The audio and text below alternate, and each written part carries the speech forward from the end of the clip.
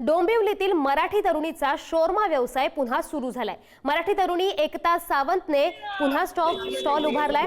राज ठाकरे यांचा फोटो लावून त्यांनी आता स्टॉल उभारलाय।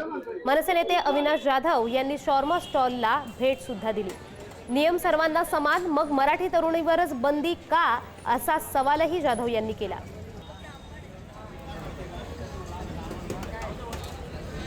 कल्याण डोंबिवली महानगरपालिकेच्या जे अधिकारी होते त्या अधिकाऱ्यांनी एका मराठी तरुणीचा हा स्टॉल या ठिकाणी बंद केलेला होता। तिला अनेक दिवसापासून त्रास देत होते, त्यामुळे त्या मराठी तरुणीने राज साहेबांना एक ट्विट केलेलं होतं का माझ्यावर अन्याय होतोय, मला मराठी आहे म्हणून माझ्यावर अन्याय होतोय, परप्रांतीयांना या ठिकाणी जे स्टॉल लावून देत आहेत, त्यामुळे आज राज साहेबांनी स्वतः या संपूर्ण प्रकरणाची दखल घेत अविनाश जाधव यांना या ठिकाणी पाठवलेलं होतं। अविनाश जाधव यांनी या मराठी तरुणीला एक धीर दिला आणि तिला स्टॉल टाकण्यासाठी प्रवृत्त केलं का तू स्टॉल टाक, आम्ही तुझ्या पाठीशी आहे। नक्की काय सर्व हा प्रकार आहे, काय सांगाल या संदर्भात? माझा जो व्यवसाय करायचं कारण हे होतं माहिती की 150 मीटरच्या आत जर गाडी लागताय, बाकी लोकांचे 3500, 4000, 5000 लोक लावू शकतात, तर माझ्या एकटीच्या स्टॉलनी तर काय बिघडणार नाही कुणाचं।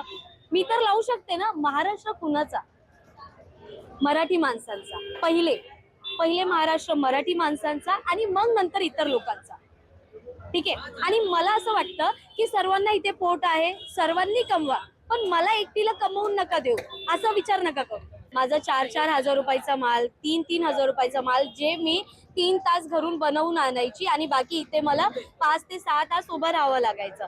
जी तेवढी मेहनत आहे ती लोक येऊन माझी वाया करायचे, पूर्ण वेस्ट करून टाकायचे। 4-4 हजार रुपयाचा माल मला परत न्यावा लागायचा आणि हे माझ्या एकटी सोबत व्हायचं। जर मला कुणी विचारलं की तुमच्याकडे प्रूफ काय, माझ्याकडे प्रूफ आहे। माझ्याकडे प्रत्येक व्हिडिओ आहे ज्या मी ह्याच रस्त्यावर 4 जागा चेंज केल्या आणि पैसे न घेता कोण लावूनच देणार नाही, हे तर खरी गोष्ट। योगेश गोडे, पुढारी न्यूज, कल्याण।